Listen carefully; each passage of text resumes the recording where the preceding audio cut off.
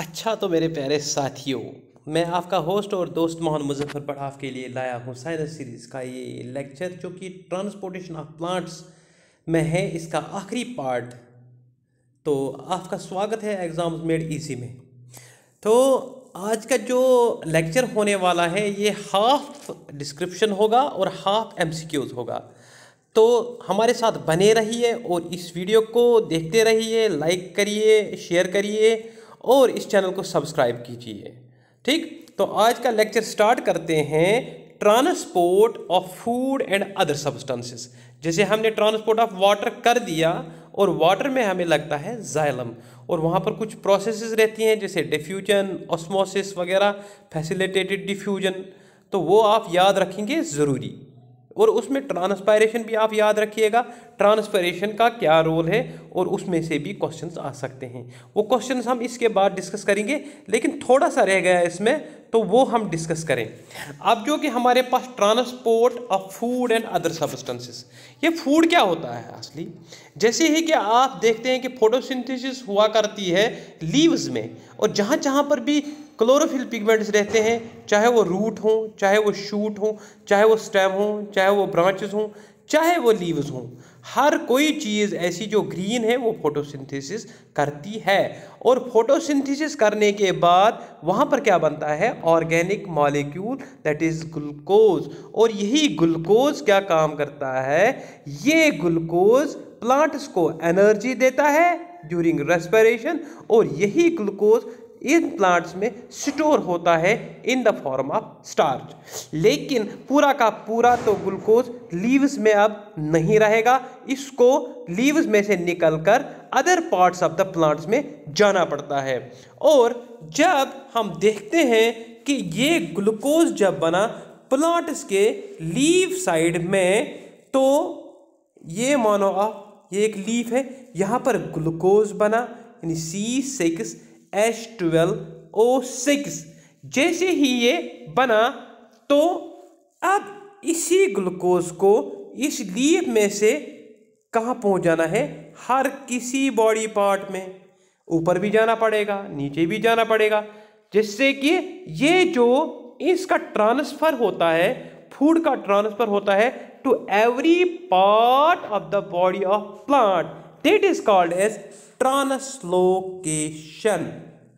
Translocation याद रखिएगा, it is called as translocation. अगर हम देखें वाटर में, उसको बोलते हैं ट्रांसपोर्टेशन। तो ट्रांसपोर्टेशन यूनिडायरेक्शनल है, यानी कि रूट से सिर्फ ऊपर चला जाना, लेकिन ट्रांसलोकेशन है मल्टी डायरेक्शन, ऊपर भी जा सकता है, नीचे भी आ सकता है, ठीक है ना, ब्रांचेस में भी जा सकता है। तो ये याद रखिएगा, ट्रांसलोकेशन जो है ये है मल्टी डायरेक्शन। ठीक, तो the transport of food from leaves to different parts of the plant is termed as translocation. The food manufactured in the mesophyll cells of the leaf by photosynthesis enters the sieve tubes of the phloem. और ये क्या काम करता है कि जैसे ही आप देखिए, ट्रांसलोकेशन के लिए जिम्मेदार है एक ऐसा टिश्यू जो इस फूड को लीव्स में से निकालकर बहुत सारी जगहों पर जहाँ पर रिक्वायरमेंट हो फूड की, वहाँ पर ले जाता है। तो उस टिश्यू को कहते हैं हम फ्लोएम। क्या कहते हैं बेटा? फ्लोएम। तो फ्लोएम जो होता है, फ्लोएम में 4 टाइप्स की सेल्स होती हैं, पढ़ा तो था। नंबर 1, बोलो बोलो, एक सीव ट्यूब्स, दूसरा very good companion cells, companion cells, तीसरा हमारे पास है फ्लोएम पैरेन्काइमा। याद रखना, मैं तो लिख नहीं पा रहा हूं, लेकिन आप, मैं जो बोल रहा हूं आप वो लिख लीजिए। अपना रफ तो आपके हाथ में होगा, अपना पेन तो आपके हाथ में होगा, तो फिर मैं जो बोल रहा हूं वो नोट करते जाइए। ठीक, कल आपको पीडीएफ भी मिल चुकी होगी, लेकिन और चौथी वाली सेल है उसको बोलते हैं फ्लोएम स्क्लेरेन्काइमा, या बोलते हैं फ्लोएम फाइबर्स। Phloem fibres. तो इन चारों में से जो ये फूड होता है ये चला जाता है सीव ट्यूब्स के यहाँ, सीव ट्यूब्स के यहाँ, ठीक। तो photosynthesis enters the sieve tubes of the phloem as sucrose. तो कार्बोहाइड्रेट्स किस में चेंज हो जाते हैं? सुक्रोस में। यहाँ पर याद रखना ये वाला पॉइंट, सुक्रोस में जो ग्लूकोज बनता है लीव्स में वो फिर सुक्रोस में चेंज हो जाता है, फिर ट्रांसलोकेट होता है, is transported as a dilute aqueous solution to all parts of the body of plant. The movement of nutrients may be in upward और डाउनवर्ड डायरेक्शन। ये जो न्यूट्रिएंट्स का ट्रांसलोकेशन होता है, मूवमेंट होती है, या तो ये अपवर्ड हो सकती है, अभी मैंने दिखाया था, या तो ये प्लांट में अपवर्ड हो सकती है, यानी कि लीफ से आ गया ऊपर भी जा सकता है, नीचे भी जा सकता है, ठीक। तो याद रखिएगा यहाँ पर मूवमेंट ऑफ न्यूट्रिएंट्स में बी इनवर्ड और downward direction besides food molecules, it's carbohydrates, amino acids, hormones, organic acids and other metabolites synthesized in the root and shoot tips are also transported through phloem to all non-green parts of the plant for growth and metabolic activities। यहाँ पर सिर्फ leaves में ही carbohydrate बनते हैं, लेकिन amino acid भी बनाते हैं, हार्मोन भी बनाते हैं, ऑर्गेनिक एसिड्स भी ये प्लांट बनाते हैं, मेटाबोलाइट्स भी बनाते हैं। कहाँ पर? सिंथेसाइज्ड इन द रूट्स या शूट टिप्स में, यानी कि रूट्स भी सिंथेसिस करते हैं और शूट भी सिंथेसिस करता है, और जो कोई भी ऑर्गेनिक मॉलिक्यूल बनता है और इन ऑर्गेनिक मॉलिक्यूल्स को ट्रांसलोकेट किया जाता है to that places where they are required, ठीक। तो ये काम है किन चीज का? फ्लोएम का, ठीक। These substances are also delivered to storage organs of roots, fruits and seeds. जितने भी आपके पास आप मटेरियल्स बने, सब्सटेंसेस बने, इनको ले जाना पड़ता है ऐसे ऑर्गन्स में जहां पर ये स्टोर रहे। जैसे रूट्स स्टोर करते हैं, फ्रूट्स स्टोर करते हैं इन ऑर्गेनिक मैटर को, सीड्स स्टोर करते हैं, या growing regions of the plant. Growing regions of the plant क्या होते हैं? एक्टिव पार्ट्स, जहां पर बहुत सारी डिविजन्स होती हैं और इन डिविजन्स की वजह से ग्रोथ ऑफ द प्लांट होती है। The force required for translocation in produced by companion cells. तो असल में जो फोर्स रिक्वायर्ड होता है ट्रांसलोकेशन का, यानी कि जैसे आपने ज़मीन पर एक टंकी रखी है, उसमें आपने पानी जमा किया हुआ है, अब इस पानी को ले जाना है सेकंड फ्लोर पर, एक और टंकी रखी हुई है, तो कैसे ले जाएंगे आप इसको? वहाँ पर एनर्जी तो खर्च होगी, आपने एक मोटर का इस्तेमाल करना है, उसमें लाइट लगानी है और फिर मोटर को स्टार्ट करना है, देन पानी को वो सक करेगा और उसको भेज देगा ऊपर वाली टंकी में। इसी तरह से यहाँ पर जो फ्लोएम को चाहिए कि एक फोर्स चाहिए ताकि ये मटेरियल ट्रांसलोकेट हो जाए, तो ट्रांसलोकेशन का फोर्स प्रोड्यूस करती हैं कंपेनियन सेल्स, कंपनी देती हैं, दोस्त हैं। कंपेनियन सेल्स क्या होते हैं? दोस्त होते हैं। हमेशा आप दोस्त किस काम में आते हैं? मुसीबत के वक्त ही काम आते हैं। लेकिन आज के ज़माने में जो दोस्त होते हैं मुसीबत के वक्त तो काम आने चाहिए, लेकिन आज क्या बस खुशियों के वक्त नज़र आते हैं, मुसीबत के वक्त में परे हट जाते हैं। लेकिन कंपेनियन सेल्स का ऐसा नहीं है, वो बिल्कुल सीव ट्यूब्स के साथ साथ रहती हैं और इनको क्षमता देती हैं, फोर्स देती हैं ताकि ये ट्रांसलोकेशन करें, ठीक। और ये कहाँ पर होती हैं? ये होती हैं adjacent to sieve tube cells in the phloem, ठीक। तो यहाँ पर आपका ये लेक्चर सीरीज जो थी ट्रांसपोर्ट इन प्लांट्स, ये ख़त्म होने वाला है। लेकिन इसको ऐसे हम ख़त्म नहीं करेंगे जब तक ना हम इसके एमसीक्यूज को टच करें। तो चलते हैं बेटा, तैयार? सभी तैयार? तो चलते हैं एमसीक्यूज की जानेब। ठीक है, तो अब आ गया हमारा MCQs का session on transport in plants. आपको पता है रिकॉर्डिंग करते करते मैं भूल गया था, इसको अभी प्ले भी करना है। एक्चुअली मैंने लेक्चर ख़त्म किया था लेकिन प्रॉब्लम हो गई कि ये वीडियो पॉज रह गया था। अब फिर से कोशिश करनी पड़ेगी मेरे प्यारे दोस्तों। अब दोस्तों ठीक है, कोई प्रॉब्लम नहीं है, फिर से करते हैं। MC को पहला आपकी स्क्रीन पर, the rate of transpiration will dash dash if the atmospheric pressure is low. अगर आप ट्रांसपायरेशन को देखो तो ट्रांसपायरेशन क्या होता है? Loss of water. Loss of water कहां से? Through stomata. ठीक, ये तो हो गया ट्रांसपायरेशन। लेकिन सवाल कुछ डिफरेंट है, ट्विस्टेड है। रेट ऑफ ट्रांसपायरेशन, जो रेट है ट्रांसपायरेशन की, इंक्रीज होगी या डिक्रीज होगी? अगर एटमॉस्फेरिक प्रेशर लो हो, अगर एटमॉस्फेरिक प्रेशर लो तो आपने एक सिस्टम बनाना है। यहां पर ये एक लीफ है, यहां से एटमॉस्फेरिक प्रेशर ये लो है। इसका मतलब अगर ये लो है तो अंदर वाला प्रेशर क्या होगा? हाँ बोलो बोलो बोलो, हाई होगा। जब ये हाई होगा तो हमारे पास जो डिफ्यूजन होता है वो क्या होता है? From higher concentration gradient to lower concentration gradient. तो यहां से ट्रांसपायरेशन क्या होगी? फिर अंदर से जो वाटर वेपर्स बाहर निकल आएंगे तो रेट ज्यादा होगी, राइट? ठीक, तो यहां पर हम देखते हैं कि इसकी रेट ज्यादा होती है, तो आंसर है इसका increase. The main function of guard cells is to help with, guard cells कहां पर होते हैं? स्टोमेटा में। तो ये एक गॉड सेल, ये दूसरी गॉड सेल। तो यहां पर ये जो पोर बना, दिस इज स्टोमेटा। ठीक, तो यहां पर क्या कहना चाह रहा है? The main function of guard cell is to help with, is to help with किसमें? किसमें? तो यहां पर जितने ऑप्शन दिए गए हैं इसी में से आंसर निकालना है।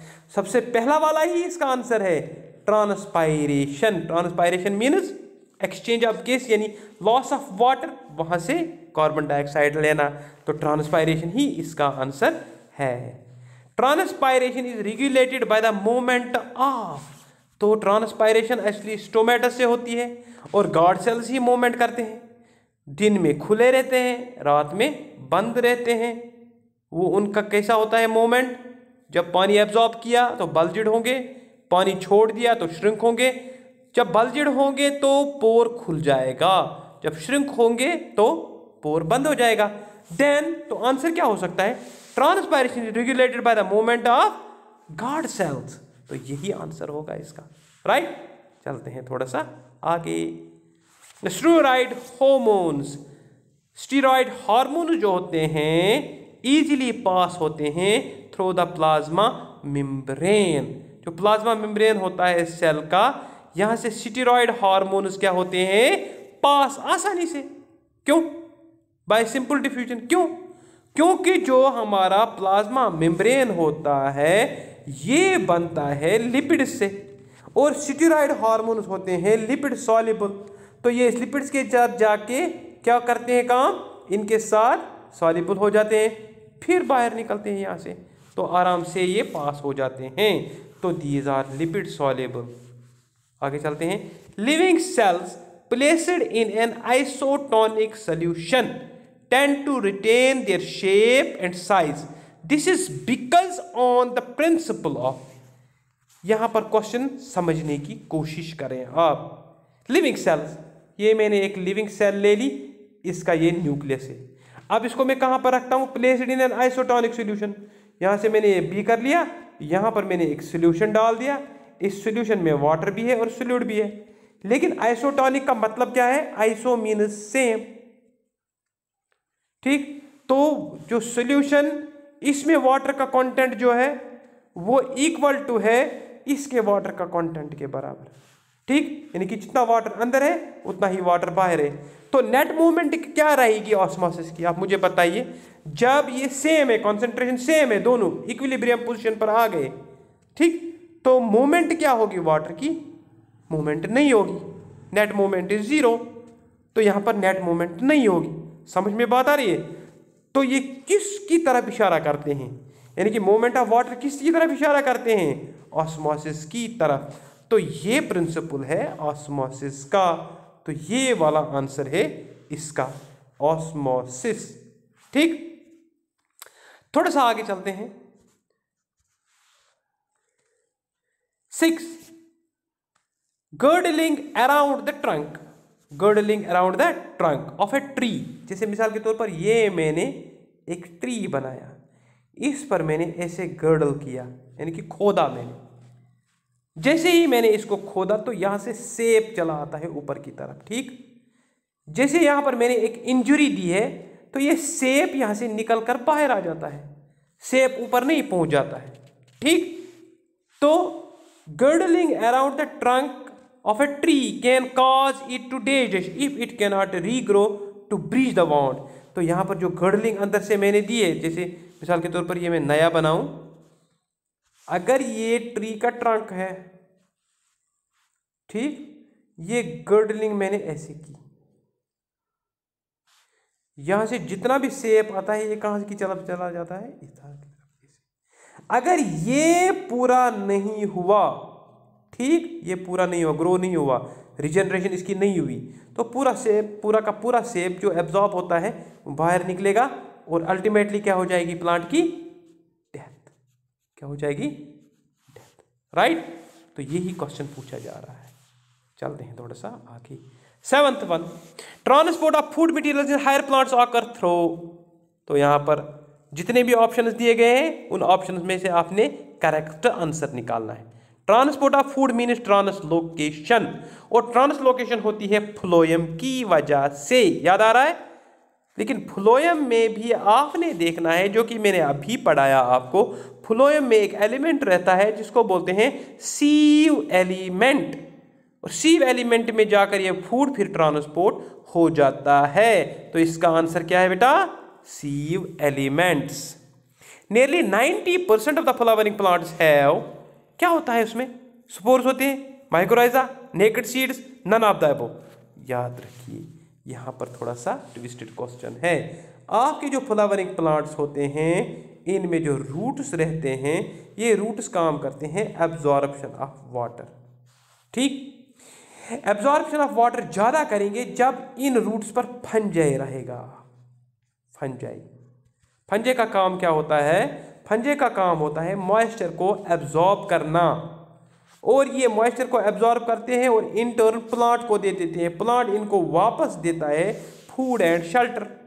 ठीक, अब देखिए फंजाई इनके साथ रहता है, किन पर? रूट पर। फंजे को हम मानते हैं माइको, इसको बोलते हैं माइको, फंजे को बोलते हैं माइको, एंड ये जो रूट्स होते हैं वो होते हैं राइजॉइड्स, तो माइकोराइजी, माइकोराइजी। तो 90% ऑफ फ्लावरिंग प्लांट्स है उनमें रहते हैं माइकोराइजी। ठीक, चलते हैं आगे। The movement of materials from the leaves to the other tissues of the plant is called. अच्छा क्वेश्चन है। मूवमेंट ऑफ मटेरियल्स कहां पर बनते हैं? लीव्स में। To the other tissues of the plant is called, बताइए मुझे। तो यहां पर ट्रांसलोकेशन का काम है, फ्लोएम का काम है, तो इसका आंसर है ट्रांसलोकेशन। अब हमारा 10वां क्वेश्चन आ रहा है। The exudation of xylem sap drops on the edges of the leaves is called. यहां पर स्टोमेटा का जिक्र नहीं हुआ है, एक्सुडेशन ऑफ जाइलम सेप हुआ है, यानी कि यहां पर भी वाटर लॉस हो रहा है, लेकिन वो वाटर लॉस वो तो कहलाता है ट्रांसपायरेशन। यहां पर किसने कहा है कि exudation of xylem sap drops on the edges of the leaves, उसको बोलते हैं हम गट्टेशन। क्या बोलते हैं बेटा? गट्टेशन। तो इसका आंसर है गट्टेशन। थोड़ा सा आगे चलते हैं। तो हो गए हमारे क्वेश्चन भी आज। तो बिल्कुल आपका सेशन आज खत्म हो गया। और इस सेशन में हमने क्या कहा? इस सेशन में हमने देखा कि ट्रांसपोर्टेशन यानी कि फूड और वाटर का ट्रांसपोर्टेशन प्लांट्स में कैसे रहता है और इससे कौन कौन से एलिमेंट्स नजर आते हैं। ओके, ठीक। तो आज के लिए बस इतना ही। कल आपसे फिर मुलाकात होगी नए लेक्चर के साथ। तब तक आप इस वीडियो को रिवाइज करें, रिवाइंड करें, बहुत अच्छी तरह से देखें, क्वेश्चंस करें, PDF पढ़ें और ऐसे पढ़ें कि आपका जो एग्ज़ाम है JK SSB का आसानी से क्रैक हो जाए। Till then good bye. तब तक आप देखे रहें with proper attention, with proper concentration, see the video, wind the video and go through the examination pattern and you will be succeeded inshallah. Okay, thank you very much. Have a good day.